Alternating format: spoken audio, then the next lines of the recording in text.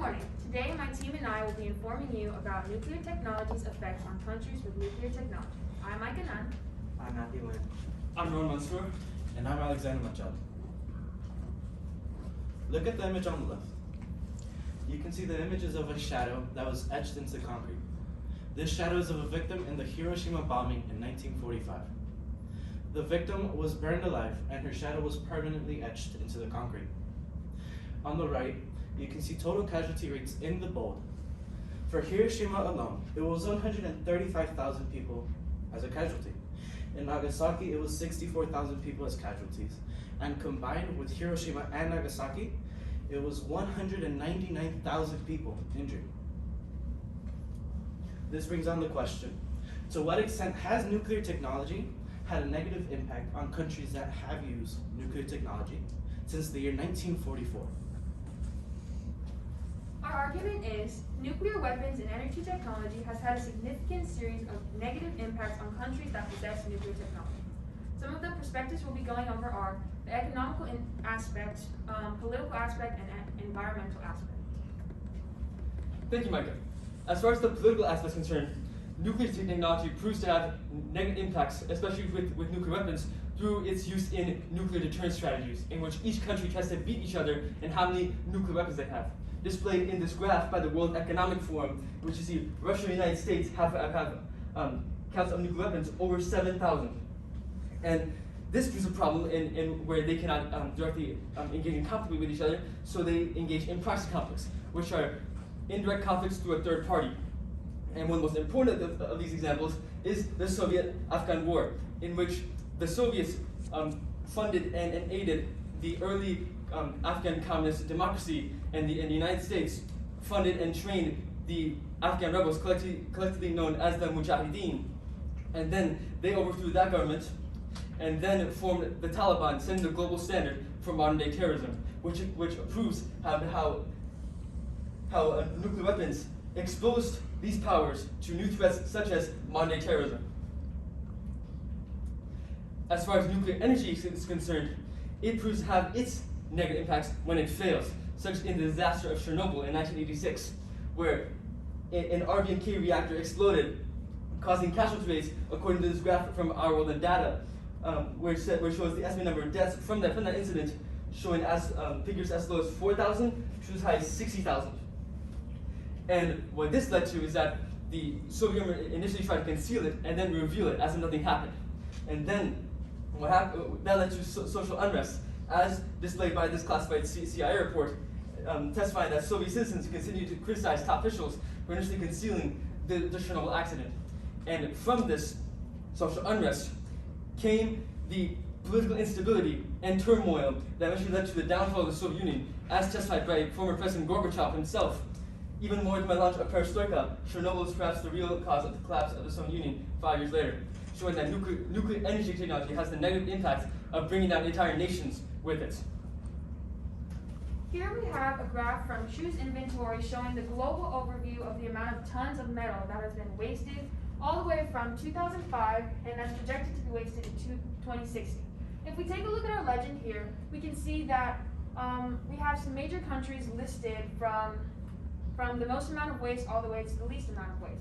So if we look at Asia here, we can see that Asia starts about 2,000 tons of waste and are projected to have about 9,000 tons of waste. And this is kind of concerning because countries along with Asia, like Africa and Eastern Europe, don't really produce as much nuclear weapons as countries like Western Europe or Russia. So this can become concerning because they have a ton of waste but aren't producing as many weapons. Here we have another visual showing the commercial high-level radioactive waste in the US, which is another big major country. And if we take a look here at this pink section, we have about 2,600 to 5,000 tons of waste.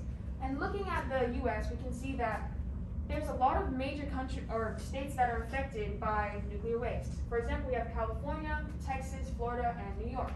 And all of these states in the pink are around the coastal lines, which is concerning because this could impact our food sources, our drinking water, and most importantly, radiation can be impactful to humans and animals, which leads us into Alex's perspective. Thank you, Micah. As Micah said, that it's impactful on environmental and animal life. This is an image of a deer that has a DNA mutation caused by the radiation in the Chernobyl incident previously stated by Rohan in 1986. The Chernobyl incident caused a DNA mutation in this deer's DNA sequence, causing it to have 2 heads when it was born. This is another example of that DNA mutation. This cow head has a deformed head because of radiation that it was exposed to. This brings on the environmental aspect. It is proven that waste management and maintenance is difficult and have a high cost/investment rate.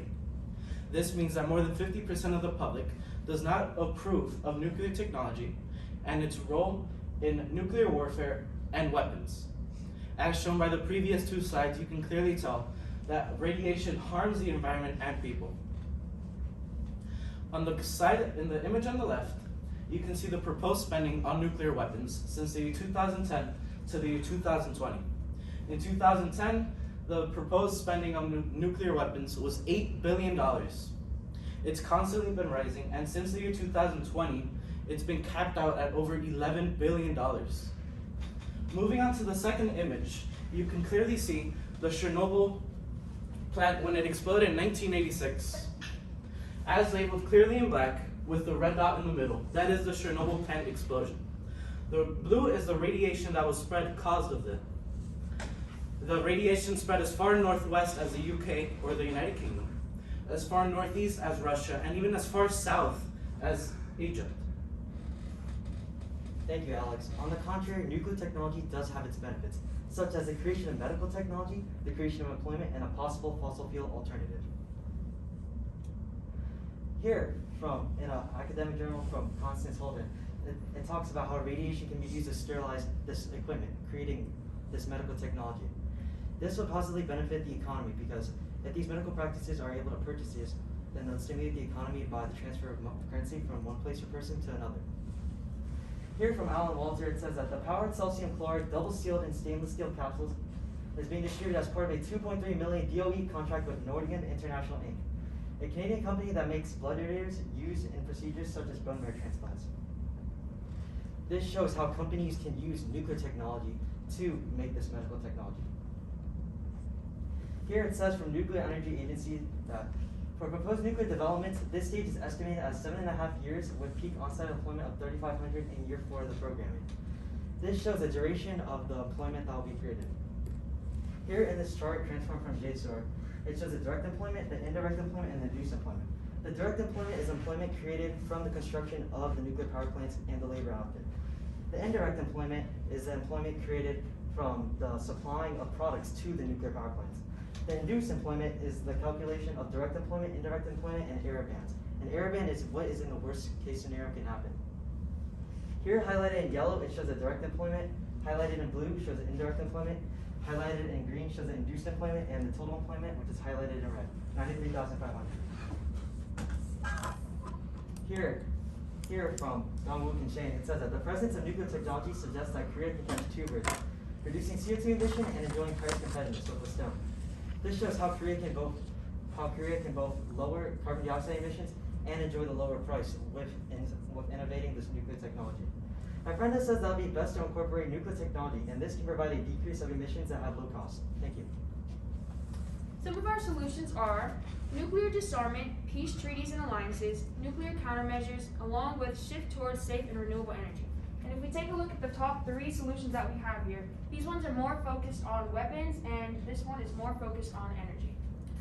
Some of our limitations include require simultaneous disarmament of all countries that use nuclear technology, country disagreements to alliances and peace treaties due to existing conflicts, would eventually be nullified and it would cost too much, and lastly, alternatives may seem less desirable and efficient. Here's our works cited page, and thank you.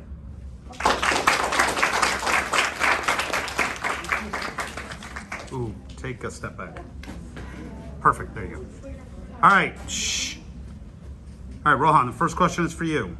Rohan, give me one specific way your thinking changed as a result of what Micah had in her paper. What Micah had in her paper really discussed the social aspect. And how my thinking changes because I primarily focus on the political aspect, which oriented around sources like political scientists and professors regarding this subject. Micah went into instances of how it involved the people, which I didn't really think of, and she included incidents that didn't give much importance to. She really highlighted how nuclear technology not just impact much not just the state, but also the people within the state. Thank you. Matthew, this one's for you. What is an example of a compelling argument from one of your peers' individual reports that you decided to exclude from your team presentation, and why? The compelling argument was from Micah's IRR. She talked about the society. We decided not to include it because her evidence showed also how it was negative environmentally. So we used her evidence to support Alex's perspective on environment. All right, thank you. Alex, describe an argument from one of your peers' individual reports that makes you think differently about your team's solution or conclusion to the issue. So, an argument that Rohan made, which was the political aspect, I focused my paper on the environmental aspect, and I wanted to remove completely the nuclear plants. But Rohan was talking about the political aspect, and he was talking about nuclear warfare and how people would have difficulty disarming them. And so that brings back the question for me on what can I do so that they won't have nuclear warfare, or they won't have disagreements in trying to remove that. Thank you. Micah, if you had another team member, what perspective or limitation could they have reached that would have made a useful contribution to this project? I think I would have, if I had another teammate, I'd probably want them to talk more on the food and our drinking water on that, just because I mentioned it a little bit in the graph that I showed about the United States and how, since a lot of those states were by the coastal lines, it kind of affected our food and water sources. So I think I'd want to hear more about that.